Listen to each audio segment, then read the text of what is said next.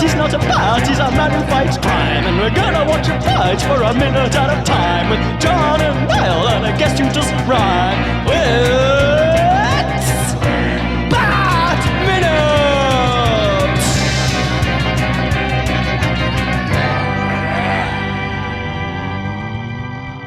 Minute! Attention, citizens of Fair Gotham, and welcome back to Bat Minute Forever, the show that violates the sanctity of your ears 3 days a week. I am one of your hosts, John Parker. I'm here to propose another bargain. It is I, Niall McGowan. We make many a bargain on this show. That's what we're all about round here. We are the home of bargains, which is a reference only UK listeners will understand. And only about 5 of them will understand. But that's fine. That's perfectly fine. We are joined once again by our very special guest. From Clerk's Minute, we have Blake Reilly. Hey guys, how you doing? I'll watch my mouth on the show, I promise. Don't worry, you are supposed to be here today. So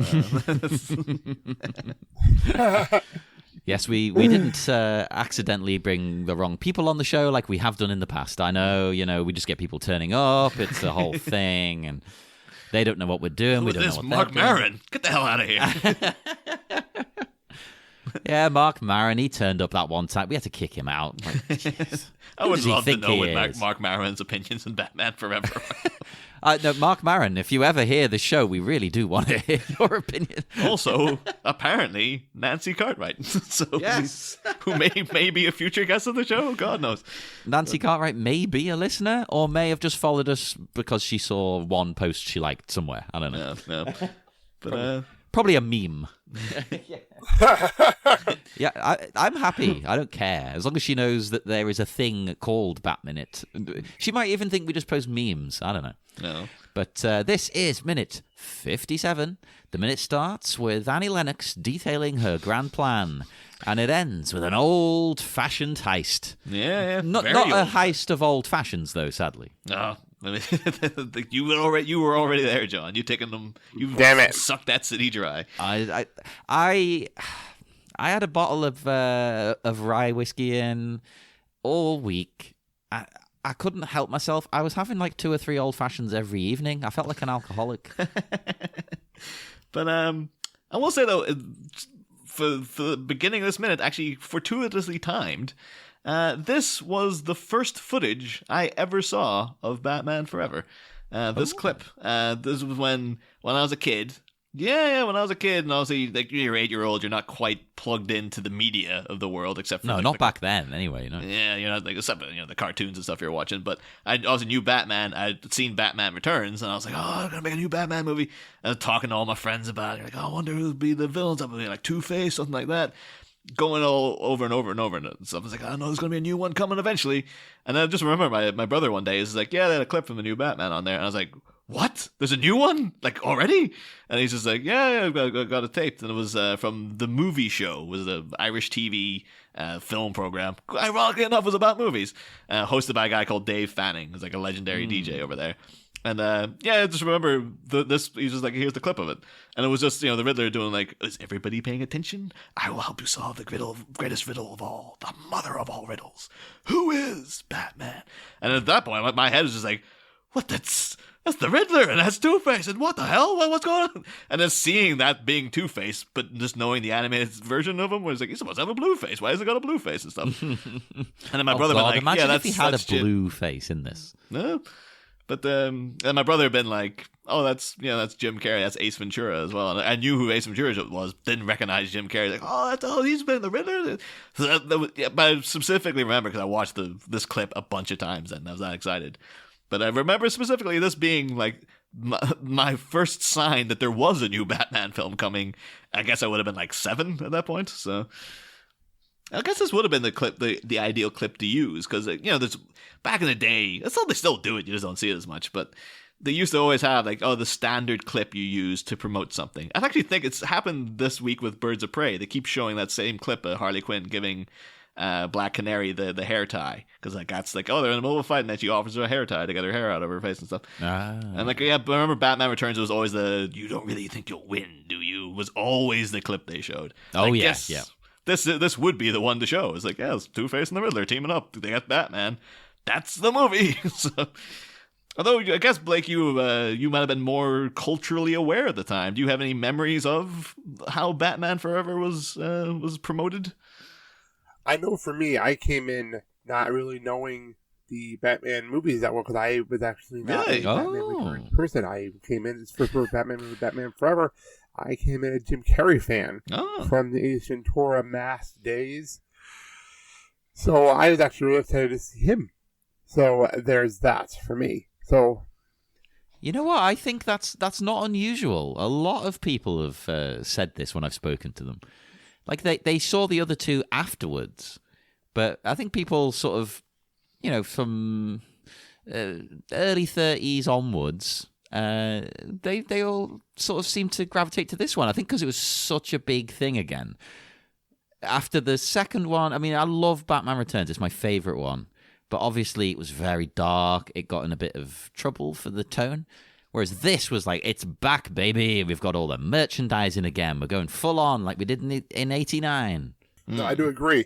The fact is that this movie was everywhere. And it was a lot of fun to watch. And I remember seeing it with my friends. And friends that weren't even big Batman people would enjoy this show. I don't know. I really think that this is more than just a Batman film for some people. Hey. See, I liked it as a kid, and then over the years I always thought, I don't know, I guess it wasn't very good. But now, revisiting it to prepare for this, I did genuinely have a good time. This movie was perfect for me when it came out, because I loved it. And I still go back and say, this is a really, really funny movie. I really, really enjoy it. But I have friends that love this movie. I personally think this is great.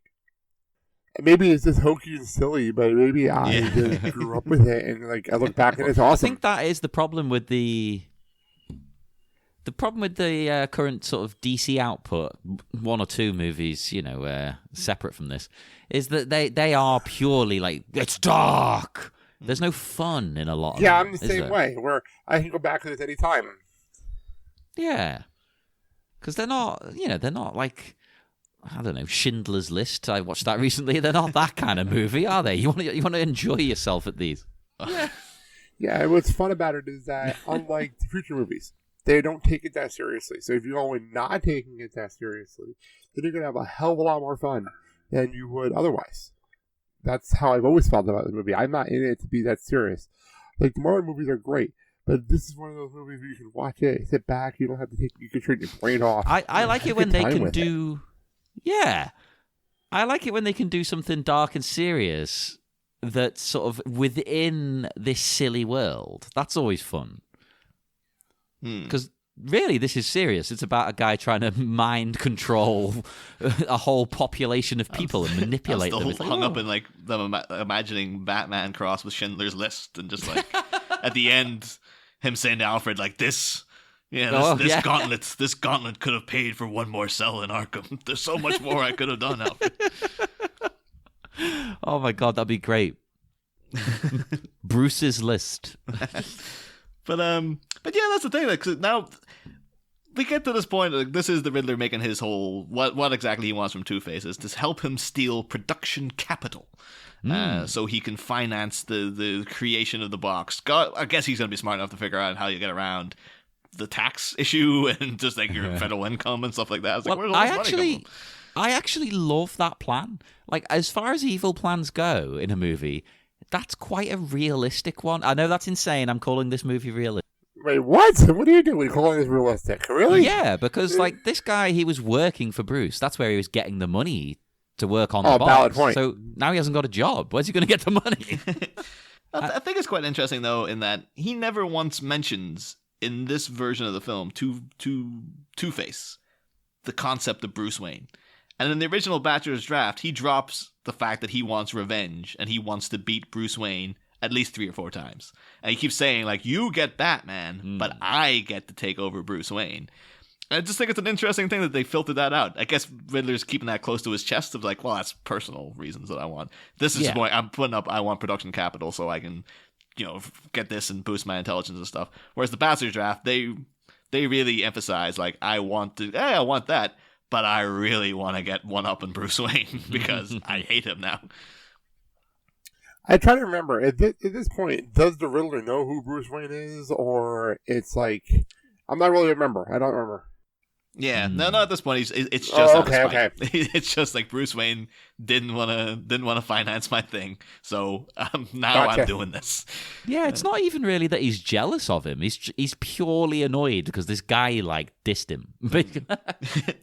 Yeah, alluded to there in the first minute, the Riddler's a lot more cocky in the original Bachelor's draft. Because one of the things he says to the Two-Face at this point is the thing you think would be guaranteed to get you instantly shot. Because Two-Face says, like, we don't need a third partner. And then the Riddler says, okay, right, well, since you've got out of Arkham, you've managed what? To bungle stealing a safe? And correct me if I'm wrong here, but you were outsmarted by a 16-year-old at the circus. You have muscle, and I have the mind. A mind smart enough to bring down Batman for you and Bruce Wayne for me. So it's like, he's coming in and saying, you loser, you can't do anything unless you have me here. Which it seems like that's, you've got this guy teetering on the edge here. I wouldn't push him over by coming in and flat out No. That's a fair point. He needs to be careful with his attitude, I think. I think it's like, again, I absolutely do. I love the delivery both these guys are doing here. I love the look on Tommy Lee's face as he's kind of staring away. He has his real glower, but he's not looking at the Riddler directly. He's trying to avoid his gaze. Yeah. And I love, again, that's a little Jim Carrey improv bit where he's like, is everybody paying attention? Because he's talking to both halves of Two-Face, of course. And then but again, cocky. Really told himself. I don't know where it comes from now. Yeah, actually, you know what? Like the way he says it is cocky, but the content of what he's saying, in a way, he's being very respectful. Like I am accepting that you are two. Yeah, it's true. I think it's really funny that it's like, I respect the fact that you're two people. I respect the fact that you think you're two people, but I'm going to treat you, even though you're a little crazy, is what we do. I guess you could look at it that way. He's been quite respectful of Two-Face's wishes here. I thought that's the thing though, because his tone changes because he's so cocky again, where he's just like, coming in who is Batman?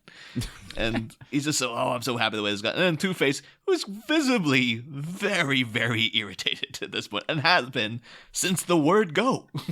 Because he's saying then like, you've infiltrated the sanctity of our lair, and all it goes into the whole list of the offenses that the Riddler's done. And as he's listing I guess he sees them as achievements. You've managed to track us down, and you've broken into our secret hiding spot and stuff. And the Riddler's all giddily like shaking his head, like, yeah, I did do that. And then as soon as the Two-Faces is like, for this alone, we should crush your bones into powder.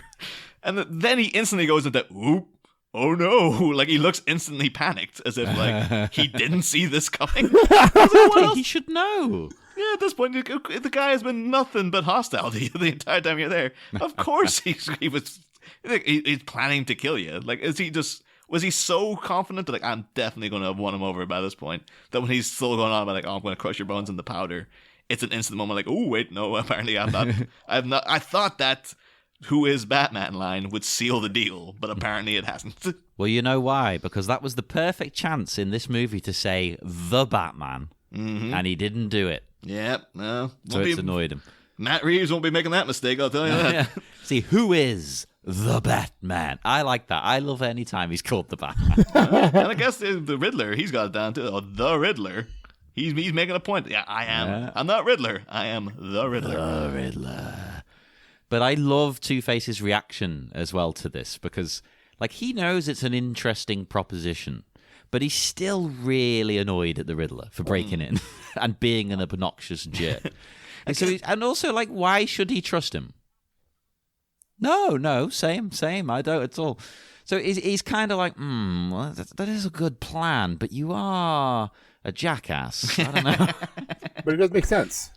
I think I really love the delivery of that line. For this alone, we should crush your bones into powder. Like, it's just so, like, you can tell he's kind of holding back a little bit as he says it. It makes you wonder how much is the character and how much just Tommy Lee Jones is talking to Jim Carrey. It's what's curious. Maybe a little bit of both. You know? Again, that's just like that wasn't in the script. That's just Tommy Lee Jones talking about like for you There it is. acting this way near me, I should crush your bones into powder. Well, he overacts it yet again, Jim Carrey as well, because just before when he says he wants to use the box to become Gotham's cleverest carbon-based life form. It sounds like something straight out of your outros. I think that again, that's a slight alteration from the script. I think that maybe that was like, this is a deliberate hearkening to the outros, the alliteration in the outros of the '60s show. No, it was a hearkening to the alliteration in the outros of Batman. The thing, because I've written so many of them now, though, I'm just like, he's not trying hard enough, though, because he's just like, because the production capitals to get a box on every TV in town. So you got T's there. You've started with T's, Riddler, and then he switches it into carbon-based life form, or the cleverest carbon-based life form. It's like, you could have gone with the T's. You could have gone, I wanted to turn in, every TV in town so I can become a towering titan of intellect. There you go. It's right there. It's right there for you, Jim. Damn, you're right there, right. I'm impressed by how you did that right off the bat. Niall just comes up with these now. This is how his brain works. It's been rewired. But So this should be the person I expect when I have him on my podcast. this is what he talks like 24 hours a day, let me tell you. You can't stop him. Can't stop him. He's a machine. Today is a B day. Every word begins and ends with a B. No, that's our B minute episode. Of course. For April Fools. But in typical comic book style as well, he simply talks of Gotham. Like, he doesn't want to be the smartest in the whole world. He's no, just Gotham. Yeah. Nowhere else exists. Nowhere else matters. Yeah, it's only Mr. Freeze in the next movie who does his infamous first Gotham, then the world. He's the only person who has his eyes set on a bigger prize. I think it's something along the lines of they had to step up their games in the next movie. Oh. Yeah, you got to one-up the previous one. You've got to expand the threat. Exactly. I know this is the third one on the trot, though. I guess that he is doing the big, proper, impressive special effects super island thing, whereas like the Penguin was like, I want to be mayor. Done. The Joker had his float. Yeah, I'm done. But yeah, I want to be in a parade was basically what the Joker wanted. They should have let me. Although, actually, in speaking of the original and that parade and the first movie, because then we get, of course, the return of Two-Face's coin. I found it quite interesting and, quite frankly, a little frustrating. That it specifies in the novelization that it's a centennial coin he has. It's the mark, the centennial of Gotham City. We had a whole first movie about the bicentennial of Gotham City, and Harvey Dent was involved with it. Why isn't it a bicentennial coin? Because by to Harvey Dent. Oh, yeah. And also, it's a callback to the first movie. It's like, it'll be a coin like, this was in commemoration of the bicentennial we had a couple of years back. So that irritated me to no end. I do think about that. That's a good point. But having said that, right, I do love it. But if he decides to flip for it, like heads, they accept the plan. Tails, they blow Riddler's head off. Now, it's the reverse of what you... It's true. It's very straightforward. It is, but it's also the reverse of what you'd expect, right? Like, heads, they accept. Tails, they blow his head off. Shouldn't it be heads? I blow your head off. Alliteration. That's what I thought. It's almost as if he wanted to say something else, and then he's just like, "Oh, we blow your damn head off." It's like, almost as if he himself thought, like, "Oh, damn, I should have had heads for the for the head thing." Or maybe he was going to do some alliteration there again, and he's, "Oh crap, I can't do it as well as him." He's trying way too harder on him. But I do absolutely adore, from the deepest part of my soul, the coin flip into the transition to the next scene. That is wonderful, and that music sting. I think I'm guessing that would have been computer effects. That's not aged a day. That looks great. That is a great transition. You couldn't ask for better with Two-Face in particular. No, it's well done. It's so well done. That's absolutely... I think it's absolutely perfect for what it is. It's a great transition. I can imagine that was one of the ones, like, from the get-go of starting the movie, it's like, we have to have one scene of that coin flipping up and coming back towards the camera and then transitioning into something else. And it suits the tone of the movie. It really does. It fits in perfectly, and it segues right to the next part of our film. Yeah. What's the thing? Yeah, was it Diamond Exchange? Like, what? Why is it called? Surely they don't just call them that and have a picture of a big diamond at the Diamond Exchange. I was also kind of flabbergasted. It's like, because as the coin's coming down, the good side is coming towards. It seems like the coin's in true descent. It seems to be indicating that it's going to land scarred side up. So it's like, I guess it's slightly raising the tension in the last section. It's like, oh, that looks like that thing's just going to plop in his hand now with the bad side. Yeah. But, I like that you don't see the outcome. I think that's fantastic. That's very true. I actually appreciate that too.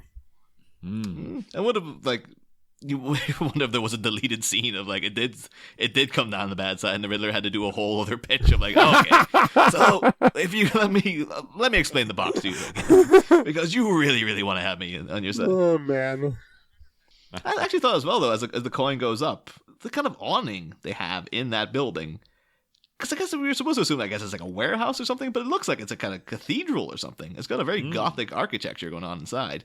I would still love, I think we did it in the last movie, where, the Penguin meets Batman outside. That scene I mentioned earlier, like, oh, you don't really think you'll win, do you? Is outside Gotham Cathedral, which of course was the site of the finale of the first movie. I would have loved if this actually was, again, Gotham Cathedral. It was like, oh, criminals love Gotham Cathedral. It's so gothic. It's so cool. It's like, oh, Two-Face is hanging out there now, but you wait a couple of months, he'll get locked up again. You can move on. You can move straight in. Hey, it is pretty cool. Yeah, that would explain why I guess there's a big face of Jesus on the wall. And it's on the wall on both sides. It's not just like, oh, that's one wall. It's like, that's on the outside of the building and the inside, and it's on the far wall as well as the wall we're seeing right now. It's like, can't get away from the goddamn faces in this place. But I thought that was I liked it in my head. I like to think that, like, yep, outside there's still the chalk outline of where the Joker landed, and like by the door it's like, yep, that's where the Penguin was standing. Oh man, that's a great idea. You could never get rid of those. They'd be like cultural landmarks. Oh yeah, they do. Like, this is where the Joker somehow did not get liquefied as he landed, having fallen about 50 stories. Hey, maybe he did, and what we saw was like, the top of his body looking up at us, but everything underneath that top layer of flesh was just mush. He's like that senator guy in X-Men who just bursts in the water at one point. It's just like, try to move him, just. But yeah, then we go hurtling into the Diamond Exchange, and at this point, I'm assuming Tommy Lee Jones was paid by the that's where the dialogue goes. That's all he does for the rest of the film.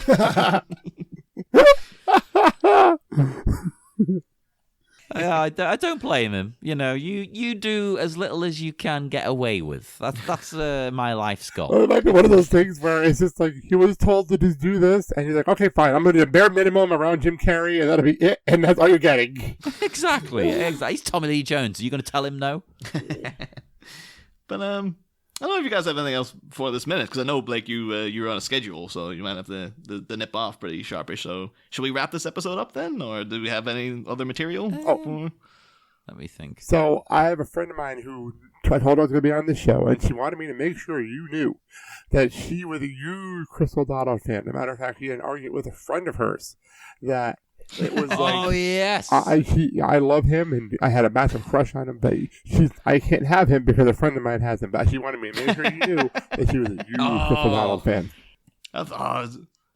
Yeah, see, everybody did. He's a handsome guy. Look. I wonder now, though, our constant questioning of it is going to bring about like the Chris O'Donnell renaissance, where like, everyone's like, he is a handsome man. All of a sudden now he's just on the magazine covers again. It's like, O'Donnell for the Oscar. Just most hottest actor of the 90s. Like, that's the new Oscar they have this year. MTV Movie Awards. Yeah. Don't they legitimately have an award like that? Oh, yeah. The best kiss and all that kind of crap.